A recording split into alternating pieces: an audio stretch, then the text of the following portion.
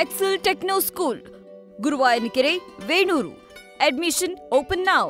ಇವತ್ತು ವಿಶೇಷವಾಗಿ ಇಲ್ಲಿ ಪುಷ್ಪಗಿರಿ ಅಲೈಡ್ ಸೈನ್ಸಸ್ ಕಾಲೇಜನ್ನು ಉದ್ಘಾಟನೆ ಮಾಡಲಿಕ್ಕೆ ಇಲ್ಲಿ ಸ್ವಾಮೀಜಿ ಅವರು ಕರೆದಿದ್ದರು. ಅದಕ್ಕೆ ನಾನು ಹಾಸನಕ್ಕೆ ಬಂದಿದ್ದೆ. ಇದಾದಮೇಲೆ ಈಗ ನಾನು ಮೆಡಿಕಲ್ ಕಾಲೇಜ್ ವಿಸಿಟನ್ನು ಮಾಡ್ತಾಯಿದ್ದೀನಿ. ಅಲ್ಲಿ ರಿವ್ಯೂ ಮಾಡಿ ಅಲ್ಲಿ ಸೂಪರ್ ಸ್ಪೆಷಾಲಿಟಿ ಆಸ್ಪತ್ರೆಗೂ ಕೂಡ ಭೇಟಿ ಕೊಟ್ಟು ಅಲ್ಲಿಂದ ಕಾಂಗ್ರೆಸ್ ಆಫೀಸ್ ಕಚೇರಿಗೂ ಒಂದು ಭೇಟಿ ಇದೆ. ಅದಾದಮೇಲೆ ITI ಕಾಲೇಜು ಮತ್ತು GDTC ಕಾಲೇಜಿಗೂ ಕೂಡ ಭೇಟಿಯನ್ನು ಕೊಡ್ತಾ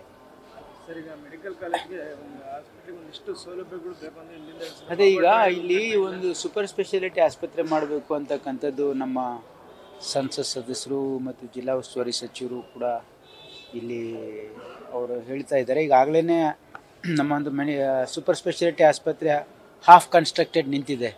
ಅದೇನೋ ಕಾರಣಗಳಿಂದ ಹಿಂದೆ ಸ್ವಲ್ಪ ಅದು ನೆನಗುದ್ದಿಗೆ ಬಿದ್ದಿತ್ತು. ಈಗ ಅದೆಲ್ಲ ಕ್ಲಿಯರ್ ಮಾಡಿಸಿದ್ವಿ ಕ್ಯಾಬಿನೆಟಲ್ಲಿ. ಹಾಗಾಗಿ ಮುಂದೆ ಈಗ ಅದನ್ನು ಕಂಪ್ಲೀಟ್ ಮಾಡೋದಕ್ಕೆ ಒಂದು ಟೆಂಡರನ್ನು ಕರೆಯೋಕ್ಕೆ ಹೇಳ್ತಾ ಇದ್ದೀನಿ. ಅದೇ ರಿವ್ಯೂ ಮಾಡಿ ಅವರಿಗೆ ಡೈರೆಕ್ಷನ್ನ ಕೊಡ್ತೀನಿ.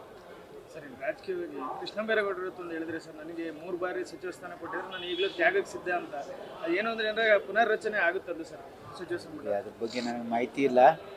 ಸಂಪುಟ ಪುನರ್ರಚನೆ ಇದು ಮಾನ್ಯ ಮುಖ್ಯಮಂತ್ರಿಗಳಿಗೆ ವಿವೇಚನೆಗಿರುತ್ತೆ.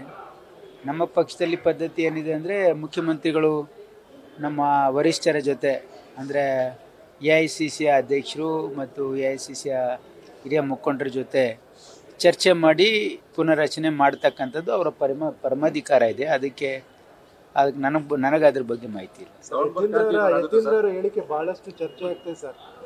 ಅದು ಹೇಳಿದಾರಲ್ಲ, ಮಾನ್ಯ ಮುಖ್ಯಮಂತ್ರಿಗಳೇ ಹೇಳಿದಾರಲ್ಲ, ಅವರ ಸೈದ್ಧಾಂತಿಕ ನಿಲುವನ್ನು ಹಿನ್ನೆಲೆಯಲ್ಲಿ ಆ ರೀತಿ ಹೇಳಿದ್ದಾರೆ ಅಂತ ಮಾನ್ಯ ಮುಖ್ಯಮಂತ್ರಿಗಳೇ ಅದನ್ನು ಸ್ಪಷ್ಟಪಡಿಸಿದ್ದಾರೆ. ಅಲ್ಲ ಸರ್, ಅದು ಬೇರೆ ಬೇರೆ ಶಾಸಕರು ಒಂದು ರೀತಿ ನೋಡಿ, ನಾನು ಯೂಶಲಿ ಯಾವುದೇ ವಿಷಯ ಮಾತಾಡಿದ್ರೆ ಅದು ಸಾರ್ವಜನಿಕರಿಗೆ ಅದರಿಂದ ಉಪಯೋಗ ಆಗಬೇಕು. ಈ ಎಲ್ಲ ಚರ್ಚೆಯಿಂದ ನನಗನ್ಸಿದ ಮಟ್ಟಿಗೆ ಯಾವುದೇ ಉಪಯೋಗ ಇಲ್ಲ ಸಾರ್ವಜನಿಕರಲ್ಲಿ. ಹಾಗಾಗಿ ನೀವು ಮಾಧ್ಯಮದವರು ಕೂಡ ನೀವು ಜನರಿಗೆ ಅನುಕೂಲ ಆಗ್ತಕ್ಕಂಥ ಪ್ರಶ್ನೆಗಳು, ಇಶ್ಯೂಗಳನ್ನು ಕೇಳಿದ್ರೆ ನಾವು ಅದಕ್ಕೆ ರೆಸ್ಪಾಂಡ್ ಮಾಡಬಹುದು. ಅದೇ ನೀವು ಹಾಸ್ಪಿಟಲ್ ಕೇಳ್ತಾ ಇದ್ರಿ, ನನ್ನೊಂದು ಪಾಲಿಸಿ ಇದೆ. ಏನಂದರೆ ನಾನು ಆಡ್ತಕ್ಕಂಥ ಪ್ರತಿಯೊಂದು ಮಾತು ಅದು ಸಾರ್ವಜನಿಕ ಹಿತಾಸಕ್ತಿಯಿಂದ ಇರಬೇಕು.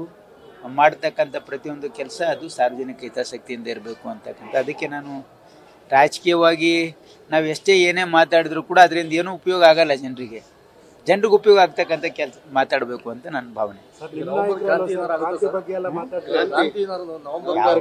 ಅದಕ್ಕೆ ಹೇಳದ್ನಲ್ಲ, ನನಗೆ ಅದರಿಂದ ಏನಾದರೂ ಉಪಯೋಗ ಇದೆಯಾ ಜನರಿಗೆ?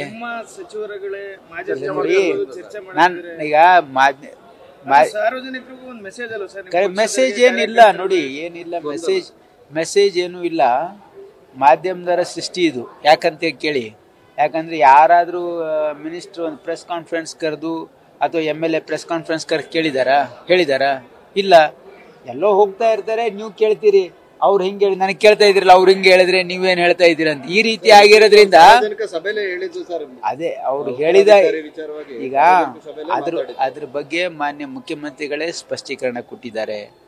ಹಾಗಾಗಿ ಅದ್ರ ಬಗ್ಗೆ ಹೆಚ್ಚಿನ ಒಂದು ಮಹತ್ವ ಕೊಡೋ ಅಗತ್ಯ ಇಲ್ಲ.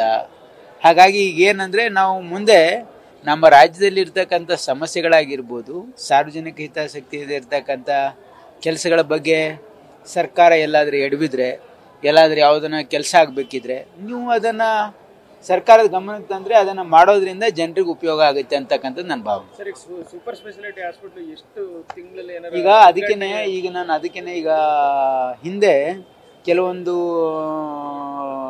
ನೆನಗುದ್ದಿಗೆ ಬಿದ್ದಿರ್ತದೆ. ಯಾಕಂದರೆ ಇನ್ಕಂಪ್ಲೀಟ್ ಆಗಿ ಅದಕ್ಕೆ ಹಿಂದೆ ಆಗಿರ್ತಕ್ಕಂಥದ್ದಕ್ಕೆ ಬಿಲ್ ಕೊಟ್ಟಿಲ್ಲ ಅಂಥದ್ದೇನೋ ಒಂದಿತ್ತು. ಅದನ್ನು ನನ್ನ ಗಮನಕ್ಕೆ ಮಾನ್ಯ ನಮ್ಮ ಲೋಕಸಭಾ ಸದಸ್ಯರು ತಂದ ಮೇಲೆ ಅದನ್ನು ನಾವು ಎಂಟೈರ್ ಒಂದು ಎನ್ಕ್ವೈರಿ ಮಾಡಿ ಅದಕ್ಕೆ ಕ್ಯಾಬಿನೆಟಿಗೆ ತಂದು ಅಪ್ರೂವ್ನ ಮಾಡಿಸಿದ್ದೀನಿ. ಅದು ಕ್ಲೋಸ್ ಆಗಿದೆ. ಈಗ ಮುಂದೆ ಏನು ಕೆಲಸ ಮಾಡಬೇಕು ಅನ್ನೋದಕ್ಕೆ ಈಗ ವಿಸಿಟ್ ಕೊಟ್ಟು ಅಲ್ಲೊಂದು ಸಭೆ ಮಾಡಿ ಅಲ್ಲಿ ಏನೇನು ಬೇಕು ಅಂತ ಒಂದು ಎಸ್ಟಿಮೇಟ್ ಮಾಡಿಸಿ ಇಮಿಡಿಯೇಟ್ಲಿ ಟೆಂಡರ್ ಕರೆಸಿ ಬರ್ತಕ್ಕಂಥ ಕೆಲವೇ ದಿನಗಳಲ್ಲಿ, ಅಂದರೆ ಈ ಕೆಲಸ ನಾವೇನು ಟೆಂಡರ್ ಕರೆದು, ಯಾಕಂದರೆ ಅಲ್ಲಿ ಇನ್ನೂ ನಾನು ಲಾಸ್ಟ್ ಟೈಮ್ ವಿಸಿಟ್ ಮಾಡಿದಾಗ ನೋಡಿದ್ದೆ ಏನಂದರೆ ಅಲ್ಲಿ MGPL ಆಗಬೇಕು, ಅಲ್ಲಿ ಸಾಕಷ್ಟು ಇನ್ನೂ ಕೆಲಸಗಳಿವೆ. ಏನಂದರೆ ಅಲ್ಲಿ AC ವ್ಯವಸ್ಥೆ ಮಾಡಬೇಕು, ಫಾಲ್ ಸೀಲಿಂಗ್ ಮಾಡಬೇಕು, ಕೆಲವೊಂದು ಭಾಳಷ್ಟು ಕೆಲಸಗಳಿವೆ. ಅವೆಲ್ಲ ಮಾಡೋದಕ್ಕೆ ಸುಮಾರು 22 ಕೋಟಿ ರೂಪಾಯಿ ಅದೊಂದು ಎಸ್ಟಿಮೇಟ್ ಮಾಡಿದ್ದಾರೆ. ಅದಕ್ಕೆ ನಾನು ಅಪ್ರೂವಲ್ ಕೊಟ್ಟು ಅದಕ್ಕೆ ಟೆಂಡರ್ ಕರೆಯೋಕ್ಕೆ ಮೊದಲು ವ್ಯವಸ್ಥೆ ಮಾಡಿ, ಅದೆಲ್ಲ ಆದಮೇಲೆ ಇಕ್ವಿಪ್ಮೆಂಟ್ ಏನೇನು ಬೇಕು ಅನ್ನೋದಕ್ಕೂ ಕೂಡ ನಾನು ಕ್ಯಾಬಿನೆಟಿಗೆ ತಂದು ಅದನ್ನು ಮಾಡಿಸ್ತಕ್ಕಂಥ ಪ್ರಯತ್ನ ಮಾಡ್ತೀನಿ. ಚಿಕಿತ್ಸೆ ಕೊಡಿಸಕ್ಕೆ ಒಂದು ಮಿಷಿನ್ ಹಾಕಿದ್ರೆ ಸರ್, ಅದು ಯಾರು ಮಿಷಿನ್ ಈಗ ಅದನ್ನು ಈಗ ಕೆಲಸ ಮಾಡ್ತಾ ಇದೆ. ಅದು ಅವರಿಗೂ ಕೂಡ ನಾನು ಲಾಸ್ಟ್ ಟೈಮ್ ಬಂದ ನಾನು ಹೇಳಿದ್ರು, ನಾನು ಆ ಒಂದು ಕಂಪ್ನಿದವರಿಗೆ ಮಾತಾಡಿ ಅದನ್ನು ಸರಿಪಡಿಸ್ಲಿಕ್ಕೆ ನಾನು ಈಗಾಗಲೇ ಸೂಚನೆಯನ್ನು ಕೊಟ್ಟಿದ್ವಿ. ಈಗ ಅವರು ಬಂದಿದ್ದಾರಂತೆ, ಅದನ್ನು ಕೂಡ ರಿವ್ಯೂ ಮಾಡಿ ಅದನ್ನು ಇತ್ಯರ್ಥ ಮಾಡ್ತೀವಿ. ನ್ಯೂಸ್ ಫಸ್ಟ್ ನಿರ್ಭೀತಿಯಿಂದ ನಿಮ್ಮ ಪರವಾಗಿ.